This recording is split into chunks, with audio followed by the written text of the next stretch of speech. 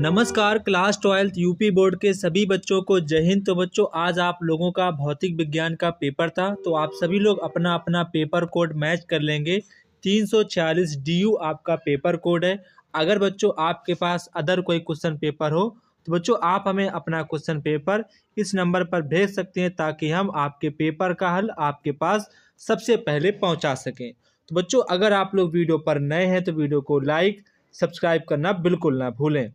तो बच्चों यहाँ पर आप देखेंगे सबसे पहले आपके एग्जाम में आप लोगों से MCQ टाइप्स क्वेश्चन पूछे गए थे। तो बच्चों यहाँ पर आपका जो पहला क्वेश्चन है, एक समान वैद्युत क्षेत्र में रखे प्रोटॉन, एक इलेक्ट्रॉन तथा एक अल्फा कण पर क्रमशः F1, F2, F3 बल आरोपित होता है, तो किसका बल कितना अधिक होगा वो यहाँ से आप लोगों से पूछ रहे हैं। तो बच्चों यहाँ पर आपका जो राइट आंसर हो जाएगा वो आपका ऑप्शन नंबर सेकेंड हो जाएगा। F1 बराबर F2 does not equal to F3। तो यहाँ पर आपका ऑप्शन नंबर सेकेंड वाला करेक्ट आंसर हो जाएगा। इसके बाद आपका क्वेश्चन नंबर नेक्स्ट है, एक विद्युत सर्किट में समांतर क्रम में जुड़े दो रेजिस्टेंस R तथा 2R में उत्पन्न ऊष्मीय ऊर्जा का अनुपात कितना होगा। मतलब कि यहाँ पर आप लोगों से H1 अनुपात H2 की वैल्यू पूछ रहे हैं, तो इसका जो बच्चों आपका आंसर आएगा वो 2:1 आपका आंसर आएगा। तो यहाँ पर आपका ऑप्शन नंबर सेकेंड वाला करेक्ट आंसर हो जाएगा। इसके बाद आपका क्वेश्चन नंबर नेक्स्ट है, यहाँ पर आपसे कह रहे हैं 1/μ0 का मात्रक क्या होगा, ये यहाँ पर आपसे पूछे। बच्चों ये क्वेश्चन आपके एग्जाम के लिए काफ़ी ज़्यादा इंपॉर्टेंट था, तो इसका आपका जो आंसर हो जाएगा ऑप्शन नंबर थर्ड वाला आपका करेक्ट आंसर हो जाएगा। Option number third will be right answer this question. ठीक है, ऑप्शन नंबर थर्ड यहाँ पर आपका करेक्ट आंसर हो जाएगा। इसके बाद आपका क्वेश्चन नंबर घ है, AC सर्किट में यदि धारा I बराबर 2 sin ωt एम्पियर तथा वोल्टेज V बराबर 5 cos ωt वोल्ट हो तो शक्ति की क्षय दर क्या होगी। तो वो आपकी शून्य होगी। कितनी होगी? शून्य आपकी हो जाएगी। इसके बाद आपका क्वेश्चन नंबर नेक्स्ट यहाँ पर है, यंग के द्वि स्लिट के सामने एक पतली पारदर्शी शीट रखने से प्रिज्म की चौड़ाई कितनी हो जाएगी। तो प्रिज्म की जो चौड़ाई है वही आपकी रहेगी। तो यहाँ पर आपका ऑप्शन नंबर थर्ड वाला करेक्ट आंसर हो जाएगा। इसके बाद आपका क्वेश्चन नंबर नेक्स्ट है, शुद्ध अर्धचालक में अशुद्धि का अपमिश्रण करने पर अर्धचालक की चालकता क्या होगी। तो उसकी जो अर्धचालक चालकता है वो बढ़ जाती है। तो यहाँ पर आपका ऑप्शन नंबर सेकेंड वाला करेक्ट आंसर हो जाएगा।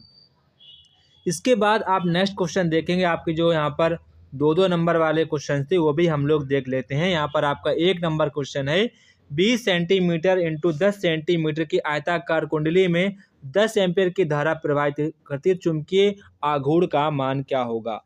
तो बच्चों अगर हम चुंबकीय आघूर्ण का मान निकालेंगे, M का मान निकालेंगे, तो M का जो आपका मान निकल के आएगा वो आपका निकल के आएगा 0.2 एम्पियर मीटर स्क्वायर। ठीक है, तो ये यहाँ पर आपका आंसर निकल के आएगा 0.2 एम्पियर मीटर स्क्वायर। आपका यहाँ पर चुंबकीय आघूर्ण की वैल्यू आपकी निकल के आएगी। इसके बाद आपसे क्वेश्चन नंबर नेक्स्ट यहाँ पर आपसे पूछ रहे हैं, स्वप्रेरकत्व का मात्रक यहाँ पर आपसे पूछे। तो बच्चों स्वप्रेरकत्व का जो आपका मात्रक होता है वो आपका हेनरी होता, क्या होता है? हेनरी आपका इसका मात्रक होता है। इसके बाद आपका क्वेश्चन नंबर नेक्स्ट है, निर्वात में एक विद्युत चुंबकीय तरंग के चुंबकीय क्षेत्र की तीव्रता का आयाम 500 NT है, तो इसके विद्युत क्षेत्र की तीव्रता का आयाम क्या होगा।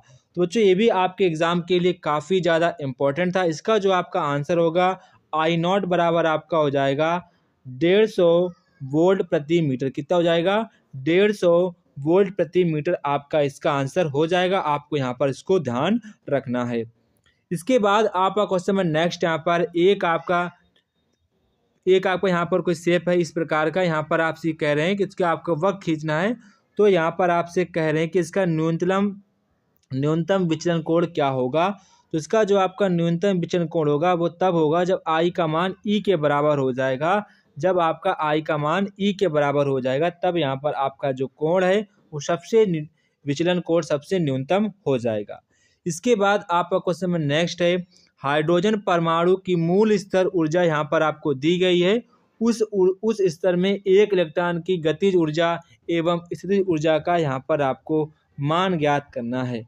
तो बच्चों यहाँ पर जो आपकी गतिज ऊर्जा निकल के आएगी वो आपकी निकल के आएगी 13.6 इलेक्ट्रॉन वोल्ट, और जो यहाँ पर आपकी पोटेंशियल एनर्जी निकल के आएगी वो माइनस के 27.2 इलेक्ट्रॉन वोल्ट, ये आपकी पोटेंशियल एनर्जी निकल के आएगी और ये आपकी काइनेटिक एनर्जी यहाँ पर निकल के आएगी। ठीक है, इसके बाद आपका क्वेश्चन नेक्स्ट है, 1 ग्राम पदार्थ की तुल्य ऊर्जा ज्ञात कीजिए। तो बच्चों 1 ग्राम जो पदार्थ में कुल ऊर्जा होती है वो आपकी होती है 9 × 10⁻13 जूल, ये आपकी 1 ग्राम पदार्थ में ऊर्जा होती है। इसके बच्चों आपके बाद नेक्स्ट पार्ट आपका इसका जल्दी अपलोड होगा, आप सभी लोग कमेंट बॉक्स में कमेंट करेंगे नेक्स्ट पार्ट। ठीक है, सभी बच्चे कमेंट बॉक्स में कमेंट करेंगे नेक्स्ट पार्ट, आपका नेक्स्ट पार्ट जल्दी आएगा, आप सभी लोग अपना अपना पेपर देख लेंगे। अगर बच्चों आपके पास अदर कोई क्वेश्चन पेपर हो तो आप हमें अपना क्वेश्चन पेपर भेज सकते हैं व्हाट्सएप पे। तो जय हिंद बच्चों, फिर मिलते हैं अपने नेक्स्ट वीडियो पर, तब तक कि आप सभी बच्चों को जय हिंद।